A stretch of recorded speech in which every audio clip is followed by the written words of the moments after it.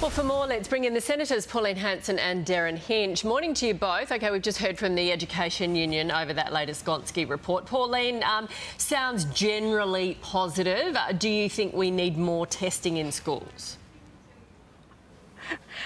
I'm from the old school, Sam, pardon the pun, but go back to the way they used to teach us, and we used to have exams 3 times a year. We got graded and we knew where we came with our scores. We got a percentage, or we got an A or B or C or D or even a failure. The fact is that we knew where we came in class, whether we came from first or to 25th or 50th, and I think the teachers in our classrooms are not up to speed, I think, and that's another issue. The teachers were pushing through the educational system, and I'd like to see discipline back in the classrooms. Teachers are under the pump. They can't cope anymore. You keep changing the curriculums. Even in classrooms, maths and science is not a given. So let's get back to the basics and teach kids. Kids can't even read or write. Stop the phones in the classrooms, bring out back discipline in classrooms and go back to the basics. All right.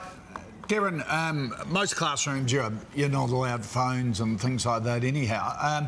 What do you think of this new system? How do we stop the decline in the performance of our kids internationally? Well, fundamentally, what's wrong? There's 2 things here. One is that they did a survey of 15-year-olds, a group of 15-year-olds in 2015, and they gave them the same test that they'd given other 15-year-olds in 2003, and over those years, their performance was worse. So obviously, as you said earlier, it needs to change. I'm encouraged that the unions seem to be slightly positive, because I've always had the feeling, since we had the Gonski vote last year, was that the unions and the teachers saw it more as a reflection on their performance than on the students, and they thought they would be, so you look at performance tests, they would be graded rather than the kids being graded. I'm a bit like Pauline, going back to the old 3 hours of reading, writing and arithmetic.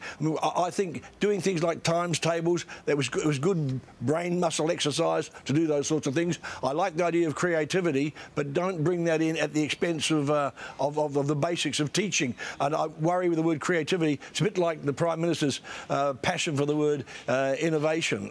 You've got to learn. I mean, she's right. Pauline is right.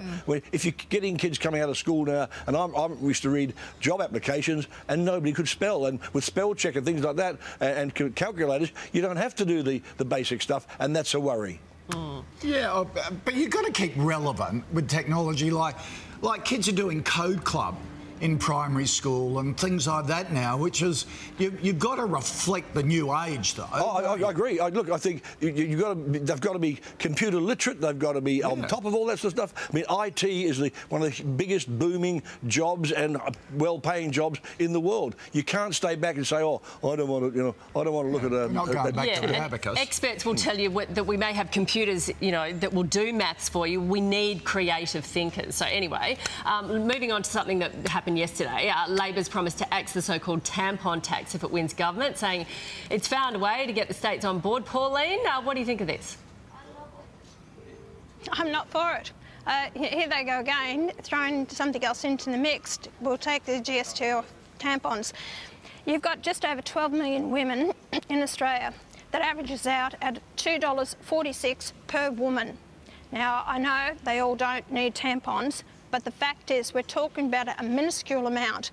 The government will have to get all the states on board and the federal to agree to get rid of the tax. And to think they're going to take it off of herbalism or naturopathy, I think is not a good thing. I understand, I think Pauline. the fact is, leave it alone, stay it where it is, leave it where it is, and it's not a great amount of money. I think this has been a real election. Throw it there in the mix, get people talking about it. Let's deal with the real issues in this country. Okay, listen, Pauline, I'll let you go on long enough here. You are wrong. Pauline, you are electricity. wrong. Take the GST off the electricity. There should never have been. That would be a start. There should never have been GST on tampons and sanitary products. There should never have been. And it's just it's a sick joke that men don't pay GST on condoms and what is it, Viagra, and yet women do. I mean, this isn't a luxury product. It's a necessity, and I don't care how much it costs. I voted with the Greens last time. I know you didn't. I will again. If any time they bring it up, they've got my vote instantly. All right.